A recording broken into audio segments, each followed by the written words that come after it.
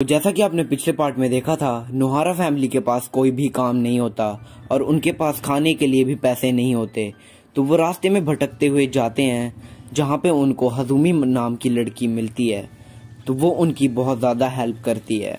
और अब आगे तभी वो सब हिचबी के घर आ जाते हैं और वहाँ पे आने के बाद हिरोशी हाजुमी से पूछता है, क्या तुम सच में एक प्रिंसेस हो? और हाजुमी बताती है, मैं यूँ 25th लॉर्ड, पर जानबूझ के 25th लॉर्ड की जगह मेरे अंकल को दी गई है।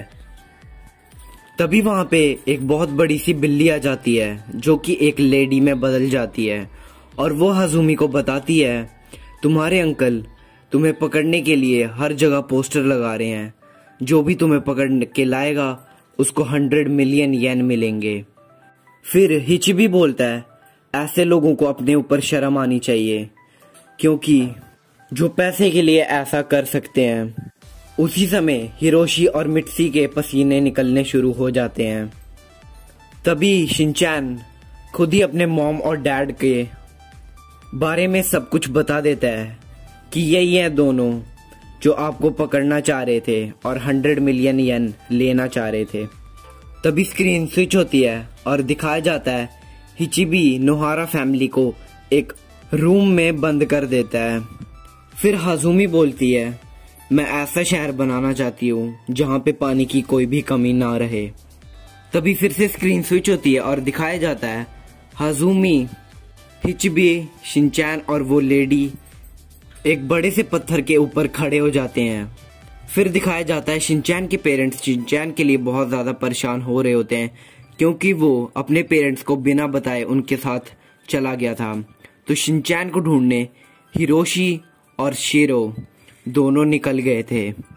तभी दिखाया जाता है वहाँ से हाजुमी का अंकल जा रहा होता है जो कि 25th लॉर्ड है।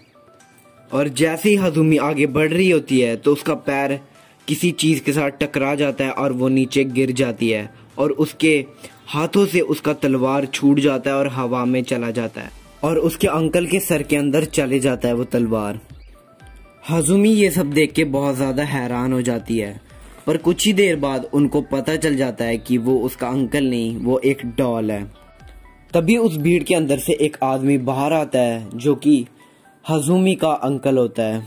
वो बोलता है, मैं हूँ 25th लॉर्ड, पर शिनचैन कहता है ये इंसान सच में एक लॉर्ड है। तभी वहाँ पे हिरोशी की एंट्री होती है और वो आदमी बोलता है, तुम वही हो जो बट स्वॉर्ड मेथड को यूज करता है। फिर हिरोशी उसको अपनी बट स्वॉर्ड मेथड दिखाता है और वो आदमी हिरोशी को अपनी स्वॉर्ड मेथड दिखाता है। तभी शिनचैन और हिरोशी उसके साथ फाइट कर रहे होते हैं, पर वो अपनी एक गलती की वजह से उस फाइट को नहीं जीत पाते और हिरोशी को वो नीचे गिरा देता है। जैसे ही वो आदमी हिरोशी को मारने के लिए आगे बढ़ रहा होता है, तभी वहाँ पे वही लेडी आ जाती है और वहाँ पे स्मोक्स बॉल फेंक कर उनकी जान बचा देती है।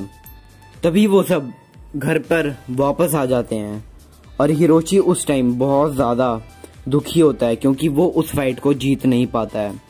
पर वो लड़की बोलती है, एक ऐसी जगह है जहाँ पर सारे स्वॉर्डमैन्स ट्रेनिंग के लिए जाते हैं। हिरोशी बोलता है, क्या मैं वहाँ पे जाने के बाद स्ट्रांग हो जाऊंगा? फिर वो बोलती है, अगर तुम वहाँ से जिंदा बच के आ गए तो उस जगह से आज तक बहुत ज़्यादा कम लोग ही वापस आए हैं। फिर दिखाते हैं, तभी स्क्रीन स्विच होती है और हमें दिखाया जाता है जिस आदमी ने हिरोशी से फाइट की होती है उसने हिचिबी को पकड़ लिया होता है। तभी दोबारा से स्क्रीन स्विच होती है और हमें दिखाते हैं हिरोशी और शिनचैन उस जगह पे आ जाते हैं जहाँ पे ट्रेनिंग होती है। उसके अंदर जाने के बाद उन दोनों को बहुत सारे ऑब्स्टिकल्स का सामना करना पड़ता है।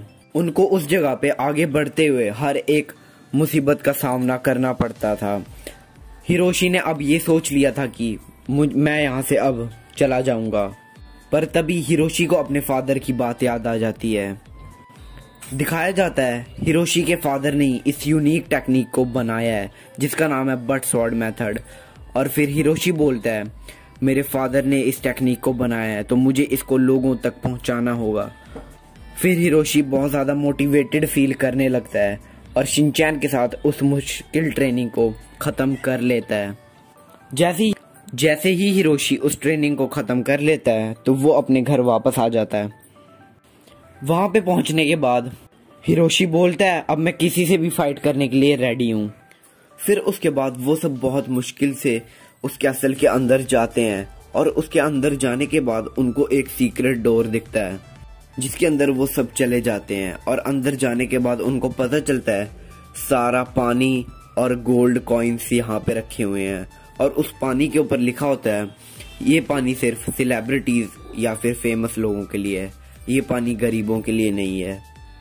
फिर वो थोड़ा सा और आगे जाते हैं तो हिरोशी को वही आदमी दिखता है जिसने उसको हराया था और हिरोशी उसको फाइट के लिए कहता है। तो उन दोनों की फाइटिंग शुरू हो जाती है और उस फाइट को हिरोशी जीत जाता है। तभी स्क्रीन स्विच होती है और हमें दिखाते हैं हिचिबी को सैनिकों ने पकड़ा होता है और उनके साथ लड़ने के बाद हज़ुमी ने हिचिबी को बचा लिया था। तभी दिखाते हैं हिरोशी और शिनचैन को थोड़ा सा आगे चलने के बाद एक कमरे में हज़ुमी का अंकल दिखता है जो कि इस पूरी सीरीज का मेन विलन है। तो उनको अब उसके साथ फाइट करनी पड़ती है।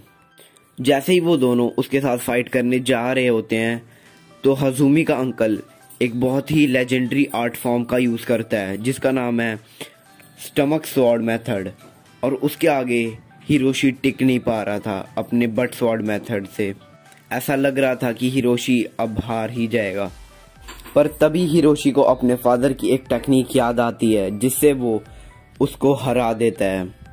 तभी स्क्रीन स्विच होती है और हमें दिखाया जाता है हज़ुमी फिर से एक प्रिंसेस बन गई होती है और हज़ुमी हिरोशी को बहुत सारा गोल्ड कॉइन दे रही होती है पर हिरोशी सिर्फ एक ही गोल्ड कॉइन उठाता है।